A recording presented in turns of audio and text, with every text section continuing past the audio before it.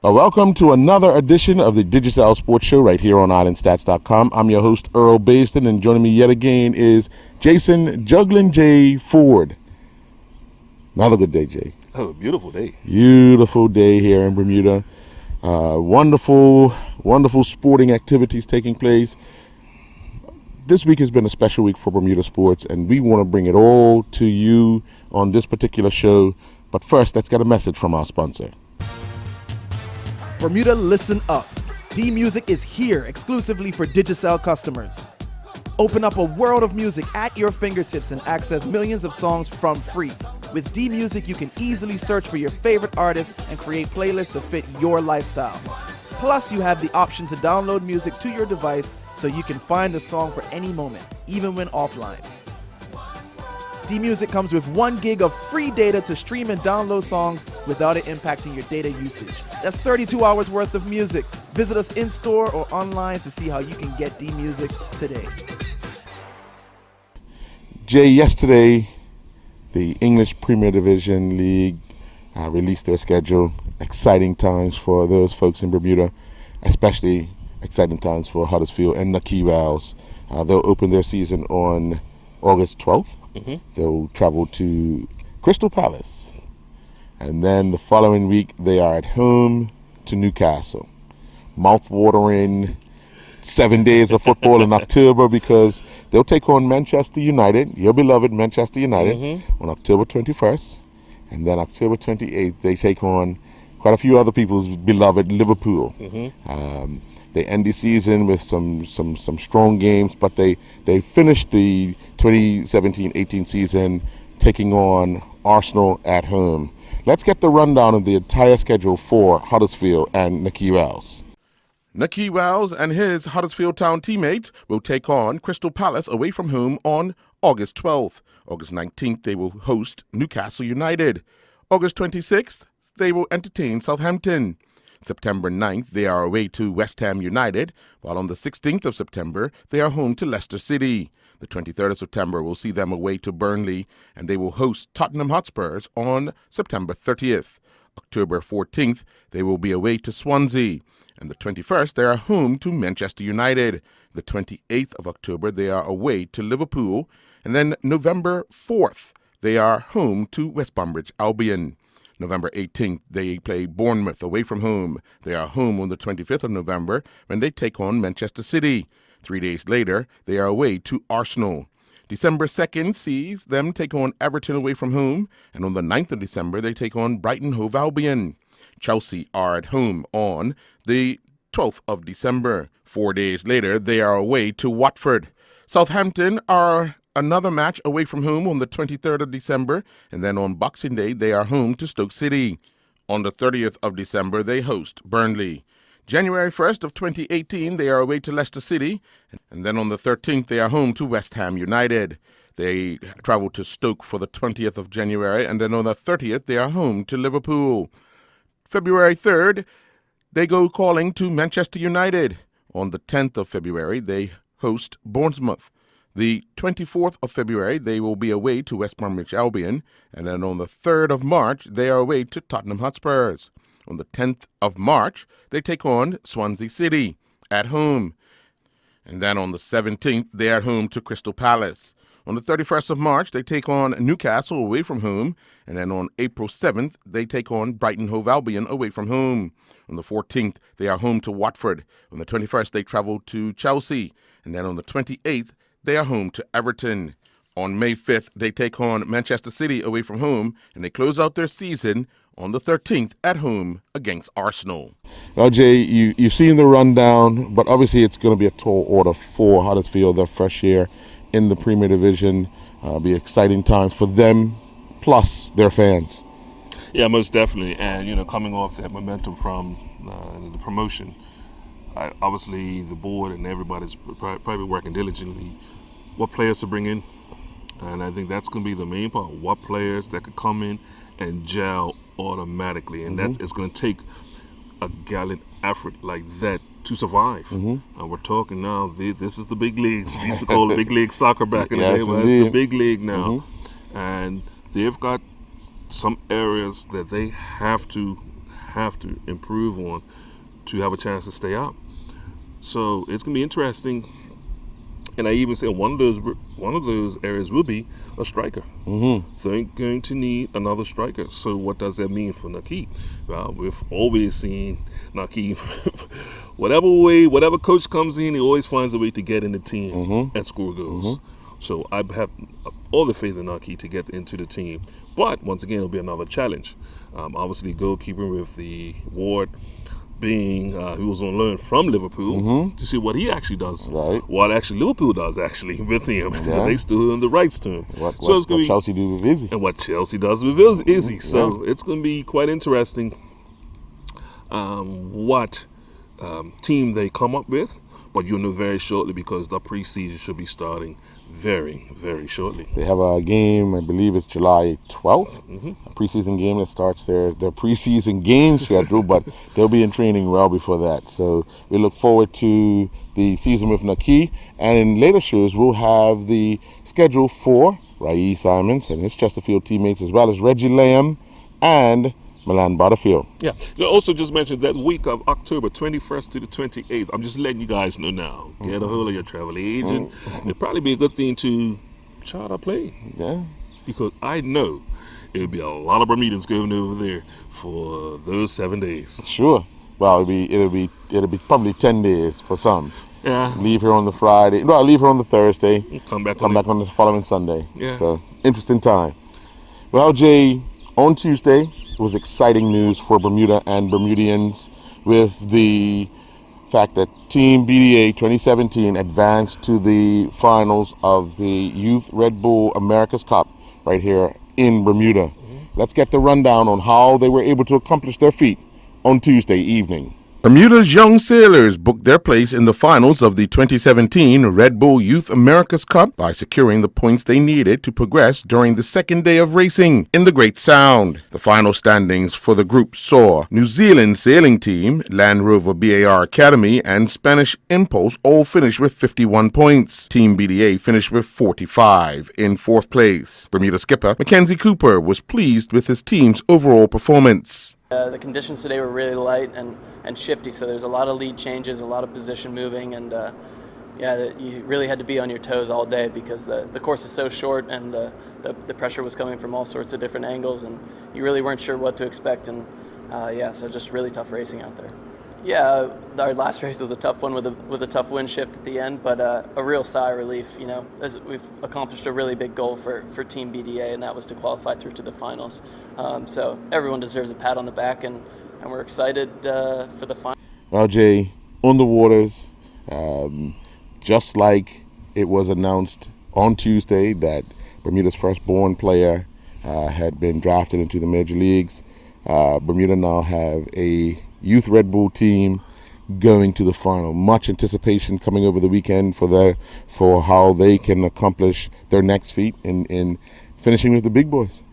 Yeah, I'll be honest with you, I'm surprised. I am absolutely surprised, knowing that this is a team that just got put together, and they've talked about it. They're going up against teams that have been together for quite a while. Not only been together for quite a while, but been sailing these vessels for a while. This Bermuda team has just gotten to this vessel. Okay. Had a rough time. Yes. In the lead up to the America's Cup over in Italy. Had a rough time over there, but they brought back some of the experience from that and applied it here. And with the home support, man, they've came out once again punching above their weight. Yeah, indeed. Well, the interesting thing is, Jay, Bermuda's in the final. But the America's Cup final could be over on Sunday. Yeah, that's going to be Remember, there's 2 races on Saturday, 2 races on Sunday. If it is the best of 9, Orca Team USA already have a 1-0 lead. If they win both races on both days, America's Cup done. America's Cup done. Done a lot earlier than anticipated. Now, New Zealand, on the other hand, they've got to win one of those days, both races. Because what you want to do is level the series or get your nose back into the series. Yes. And the only way to do that is win one of those days, 2 races, and that gives you an advantage. You're up 3-2 or 2-1, or it's 3-3, one of the, so it's game 1 for the 2 in the final and game 1 for Bermuda. They have to wait. Later tonight they'll find out who the other finalists are. The other pool will be finished their races, so they raced yesterday and then today. So interesting times on the waters of the Great Sound for Bermuda and for the America's Cup. Jay, another big race on the waters. Historic race. Yeah, that's right. Leaving the Great Sound on Monday is the Edward Cross long distance race. Now, that's special for us. It is. It's That's something special. that's been in our history, rich culture for over 80 years of this race. It's generally a big day for family and friends to get on the water to support the Comets going down to the East End this time around, finishing in St. George's Harbor. Also, the dinghies are racing as well. So it's a big day for locals to actually be front and center. And hopefully, those folks that have been out to the America's Cup to experience the sailing will then support the locals that have been around for years and years and years, because that's what we need. We need support of these events to carry on, so that these events that we bring, these major events that we bring here, have something to feed off of. But that's the momentum that, and I'm pretty sure the folks behind the America's Cup, not only they've invested in the Endeavor program and stuff like that, but that's what it comes out to be. Putting our athletes from juniors all the way up on that stage. Now, we've seen the likes of Stevie Dickinson, who's been representing Bermuda for many years, not only on our home waters, but also in foreign waters. Right. Him and Rudy and these guys, they've been out, carrying the flag. So this race always means a lot for us, because we get to see the best of our best in these Comets. Yeah, it'll be interesting. I was trying to egg on the president of the Comet class to see if he can get some of those America's Cup guys into these vessels, because it's a skill. Yes. It's not just speed and technology anymore. It's a skill to sail these vessels. So it'd be interesting. Well, even talk about some of the youngsters who have come up through the Comet racing. CC Woolman and Mikey Woolman competed a few years ago. And also the youngster that's over in Europe. Raquel Evans. There you go. He's back on island for the America's Cup, but he's won it. He's won with it. Young Ben Smith. That's right. Ben is still sailing, but it's very interesting. I just watched a lot of these youngsters come into the Peter Dill, who's in the America's Cup team, the Red Bull team. He's actually sailing the race as well. So, I mean, this is not just one of those events that is taken lightly, because these guys want to experience different vessels. So they get into these Comets, they get into the Opties, they get into all these boats around Bermuda just to test their level of skill, because each boat requires something just a little different. So it'll be interesting on Monday. I'm rooting for the East End boy. I know who you're rooting for. Of course. Yeah. Of course. Let's stand still. But will he go to the start line? All month. Will he go to the start line? You'll see. I guess you have to wait and see too. You'd be scared. What? Never say. RB, show up this time. Don't leave your boat on the dock. Show up this time. Sailed on, and if you're the man for the day, you be the man for the day. But SD, Kitty Hawk. Kitty Hawk song. Won't be the first time. Won't be the first time. And as my Uncle Steve would say, it won't be the last. Big weekend coming up, a big holiday coming up, the annual Edward Cross Long Distance Race. From a president's standpoint, how are things shaping up for this year's event? Well, it's looking pretty good. I think we're going to probably have about 15 boats, some from all 3 clubs, Stand Mini Yacht Club, West Stand, Silver Club, and the Mid-Atlantic Woods Club. We're planning on leaving at 10:30 this time. Normally we leave at 11 o'clock, start at 11. So we decided to just put a little earlier, and we're heading from West End Silver Club to St. George's Harbor. Now this year, obviously, you're going to have an added feature because you have a few overseas sailors in the fold. Who are they, and what are they to the Comet class? Yes, for 2 years in a row. Because last year, the president, Tobit Ingram, came down for race week last year, along with another skipper, Joe Lover, and both from Shrewsbury Yacht Club in the United States, decided they wanted to come down this year and take part in our long-distance race that they heard about so much. And Torbert Ingham is the president of the Common Class Yacht Racing Association in the United States. So they'll come down to race in our long-distance race. This race is rich in history. As the president of the club in Bermuda, what does this race really mean to you and some of the veterans who have competed in it over the number of years? It means a lot to us. I know this month is a historic month, but this class has been going, on since 1940, 1941. This class been existing in Bermuda, and but this Edward Cross long distance race, the first long distance race was 1944, and then Edward Cross decided he would like to make a trophy for this annual long distance race and they used to start from Somerset Bridge in those days and out round St. Catherine's and into St. George's Scott. But the first race, the weather was so bad they had to go through Ferry Reef, and 21 boats started and only 6 finished. And that was in 1944. And in 1945, that's how it became Edward Cross long distance race, because he made a trophy, a seated trophy that we still race for today for this annual long distance race. So that's how it became Edward Cross annual long distance race. We have the veterans and those favorites. You're never always outside of shot of winning it. Of course, Stephen Dickinson, the likes of Scott Fox and a few others, but are all the favorites already signed up? Yes, Stephen Dickinson's already signed up. Scott Fox hasn't signed up yet. I'm not sure. He did have a back injury some months ago, and I think he's just not sure. I think he's probably waiting to see if it's going to be a windy day or not. And but the second place of last year, Maxwell Curtis and his crew, Stephen Furbert, they're geared, ready to go. They finished second last year. I myself was third, along with my son Lorenzo Lambert. But this year I have a different crew that's going to sail with me. Stephen Mabry, who's been sailing with me last year on and off. So it's quite a few that is capable on the given day of winning, like Keith Fogo and a few others that are really sailing and that has finished in the high standards, of the race.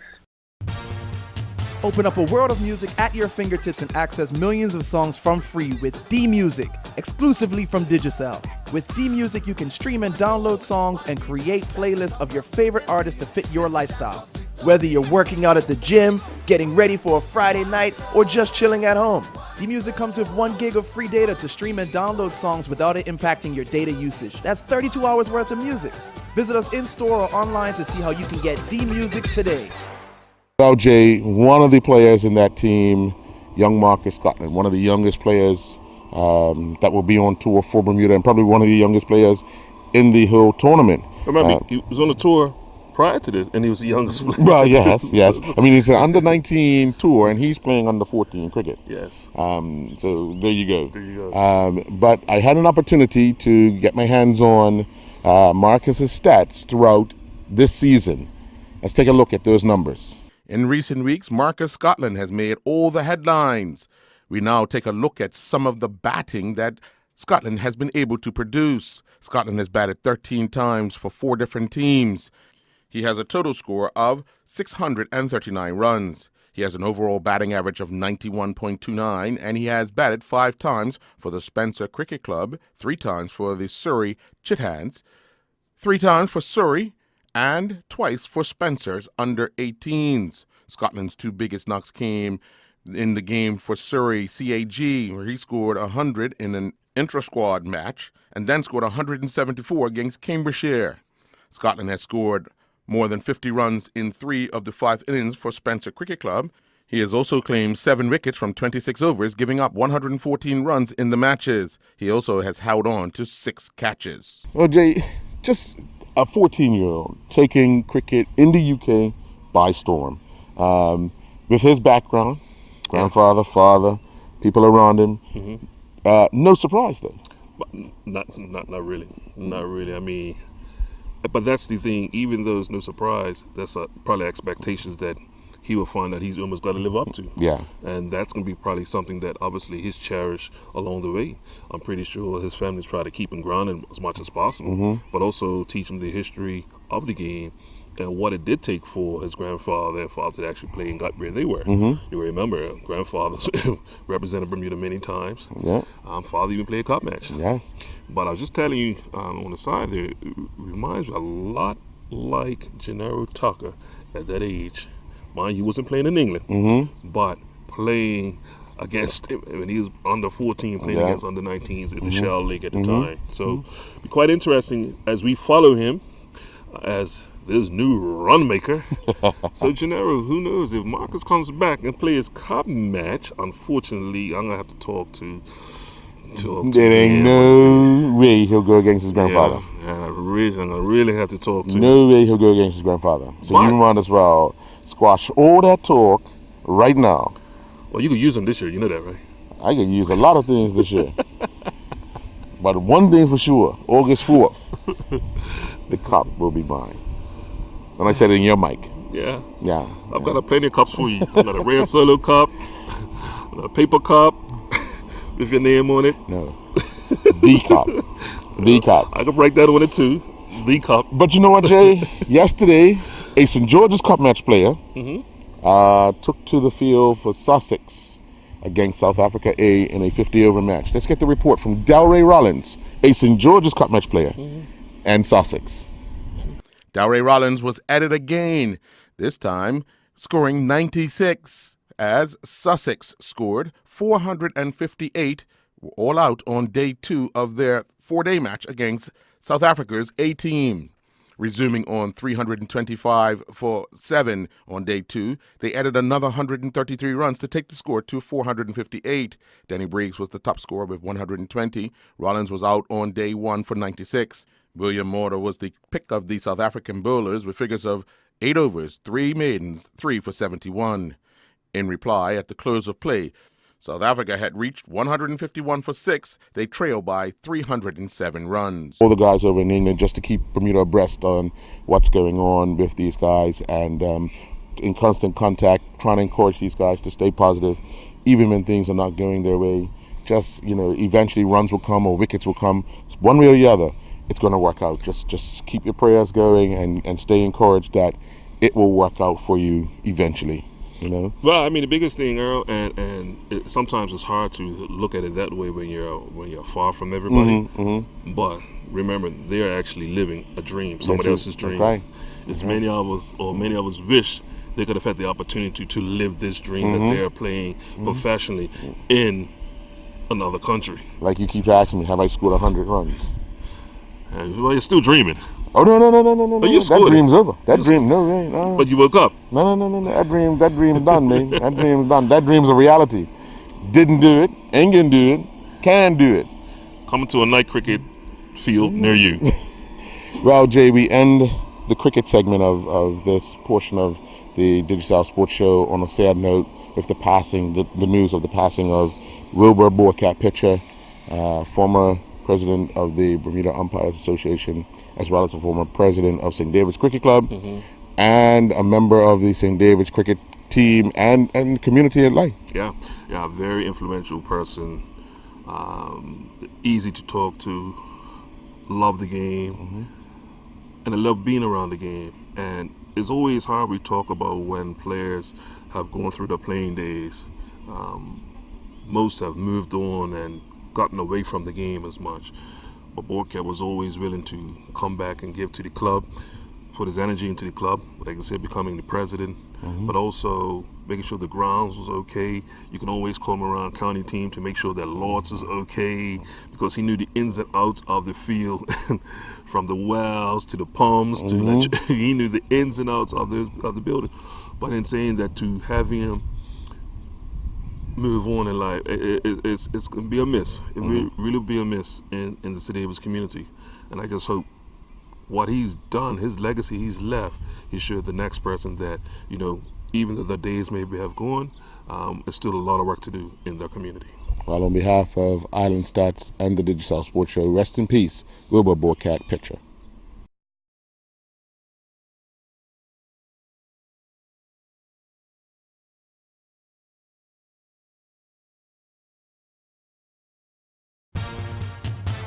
Bermuda, listen up. D-Music is here exclusively for Digicel customers. Open up a world of music at your fingertips and access millions of songs from free. With D-Music, you can easily search for your favorite artists and create playlists to fit your lifestyle. Plus, you have the option to download music to your device so you can find a song for any moment, even when offline. D-Music comes with 1 gig of free data to stream and download songs without it impacting your data usage. That's 32 hours worth of music. Visit us in-store or online to see how you can get D-Music today. Tyler Smith, first of all, welcome back home. SWAC Player of the Year. Big year for you at Jackson State University. Talk us through your season. Well, in the beginning of the season, I was a bit nervous, going to a bigger school, a Division I school at that, and they had just won their championship, so I had to come and really show that I can be a part of the team, and it just worked in my favor. Going into the team, playing in the number 1 spot, obviously you become the player that everybody relies on to get the good start, and then the doubles, you was in the second spot, but obviously coming from ASA Miami, confidence had to be high for you because of the way you were playing. I had 2 rings already, 2 national rings already, so I was a bit confident, but it was still a bit nerve-wracking to go into a bigger league, but I showed myself that I can keep up. Now the fact that you're playing you're in Jackson State University and the college life is a lot tougher than a lot of people would imagine, but April was a big year for you, being named the SWAC Player, Female Player of the Year, and your first Pro Tour. Tell us a little bit about that. How and why? It was a tournament right there. I lived right next to the club where they had it at, and my coach was just like, just play just to play. I was really nervous because I really didn't think I was there yet, but I won a round, so it showed me that I can play at that level, so that was a huge confidence booster too. Well, you go into the first game nervous, but you come out victorious. What goes through your mind as you're waiting for that second game? I was just I wasn't really expecting anything, so I was just like, okay, you won a round, great, but I don't know. I wasn't really expecting anything. I wasn't, going in there expecting to, qualify or anything like that, because just to win a first round, it's huge. So. Now you finished that, but you said that you didn't think you was ready. Coming out of that performance, what do you think you need to do to be a regular in the professional realms of tennis? I just got to keep playing at that level. That's basically it. And how do you plan to do that? Because obviously you're in a position to do so. You're number 1 in the county, in the state, the SWAC division. So next season, your last year at school, you got a big target on your back. Everyone's coming for the defending champion, Tyler Smith. It's a little bit of pressure, but I don't mind the pressure. Watching you last night in training, you're hitting the ball very hard. You used to hit it hard, but you're hitting it harder and cleaner. What do you contribute that to? That's just years and years of practice. That's with anything, but with practice, that's just it. What are you looking forward to? Obviously, you got a tournament that you'll be representing Bermuda in over the summer, but then back to school. What is the goal for obviously winning the title? But obviously, you got to go through so many things to get to that for the school. Do you lose players this year, or do you gain? What's the makeup of the team for your final year there? We don't lose any players. It's me and another girl. We're both going to be seniors. Everyone else were freshmen, so everyone else is coming back. We might get a few players, but we're going to get better. But for Bermuda, you have a tournament coming up very shortly. Preparations were underway last night. You got more training tonight, but it's just putting in the work, and you have 2 young teammates that will be going with you. So what message would you have to them, being that you're the senior on the team? That would just to be just take the experience, because that's what it is. It's a great experience. You get a lot of exposure, and you get to see tennis outside of Bermuda and see the difference and where we have to go. Well, we want to say congratulations, welcome home, get back to work. Thank you. Jay, after a rough weekend, Tyrone Smith then flew to a rough weekend in the UK. He flew to Finland to compete on Tuesday. Conditions were not ideal, raining, cold, but he finished third. I was just going to say, but he finished third. He wasn't all pleased with the performance, but given the circumstances, I got a chance to chat with him. Given the circumstances of his feet were numb, trying to find the board, when you're sitting around, you're waiting for 9 other guys to go. The circumstances surrounding the whole event were not favorable for him. Now, for others from the European side of it, yeah, it could work out for them because they're used to it. But finishing third, a top leap of 7.82 meters in those conditions, not bad for our Bermudian Olympian. Yeah, I mean, obviously, I know he would love to be over the 8-meter mark. That's obviously his aim every time he goes out there. But some days you just got to take what your body can give you and the conditions that it may put forward. But sometimes it could take a low mark to any event or even on the podium as you see it. But the next meet, he could probably jump in 8 and not even make the podium. Right, yeah, that's true. So that's how track and field is on the day. And it's all about how you perform actually on the day. So he's another one that we're looking forward to see here live in Bermuda for the permit meet. July 1st. July 1st. Yeah. Well, it was also a disappointing day for Tyler Butterfield. He competed in the Colorado Ironman. It was something he'd been wanting to do for a while, compete in front of his kids. But it was a disappointing day for him. He got a puncture or a flat tire early in the cycling, was able to eventually get another tire, completed the cycle race, but only done 10 miles of the running race, so he recorded it did not finish. But for him, I think the fact that his kids got to see him come out of the swim, on the bike, see Daddy ride by, it would have been exciting for the entire family, Nikki as well. Exactly, and I don't think the kids will remember what he came that day. No. He could tell them anything. We saw Daddy compete, and that's, I think, what he wanted to do while he was still competing, get the opportunity for his young son and daughter to see him actually in action. Yeah, and I think that's probably the main thing. With the race itself, happens. Yeah. That comes with the territory of triathlon. Yes, indeed. Things can happen. Anything is possible. Open up a world of music at your fingertips and access millions of songs from free with D-Music, exclusively from Digicel. With D-Music, you can stream and download songs and create playlists of your favorite artists to fit your lifestyle.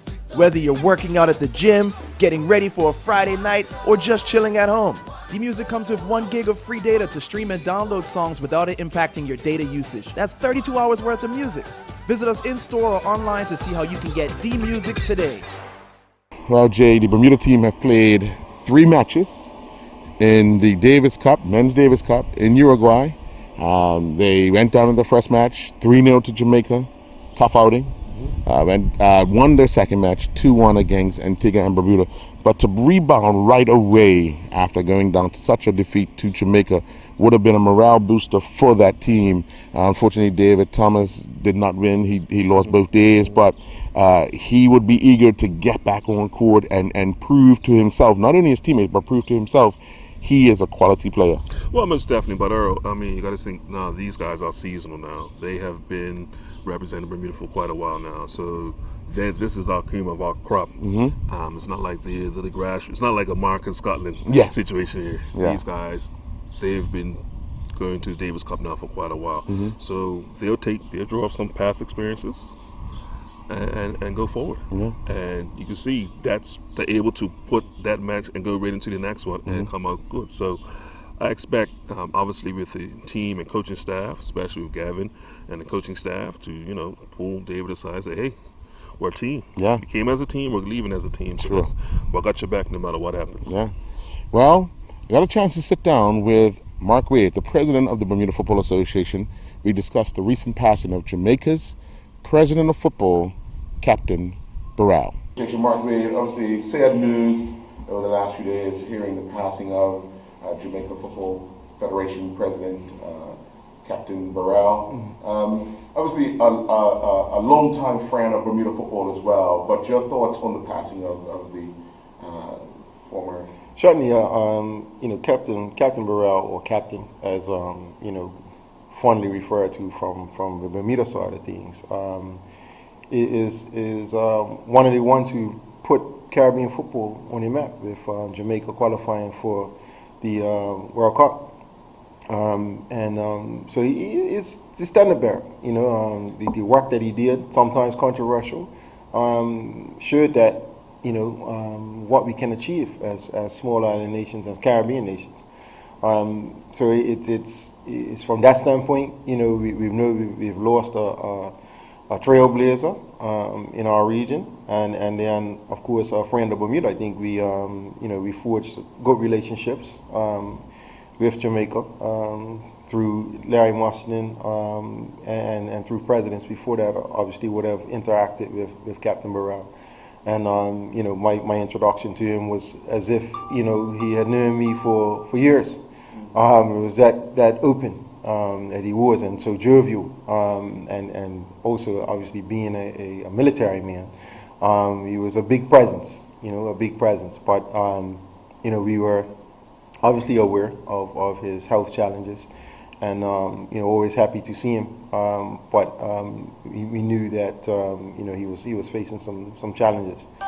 So we sent a letter of condolence over to the Jamaican Football Federation from Bermuda, and we just hope that they are comforted in knowing that they had a president that was a trailblazer and who was highly regarded throughout our region.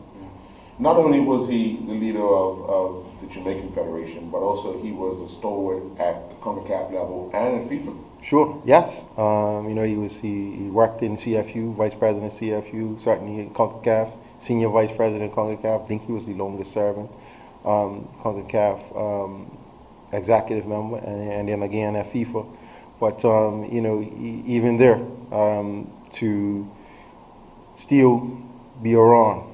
Through all of the troubles, it's the word I'm going to use, still showed that he actually stood for some sort of integrity as well, because I'm sure the scrutiny on him was pretty big in terms of what was happening in and around him. So, he was able to further the CFU cause and further the Caribbean cause at CONCACAF and at FIFA. He leaves such a legacy, but to carry on, how are you hoping that CONCACAF and CFU kind of continue his champion cause kind of thing?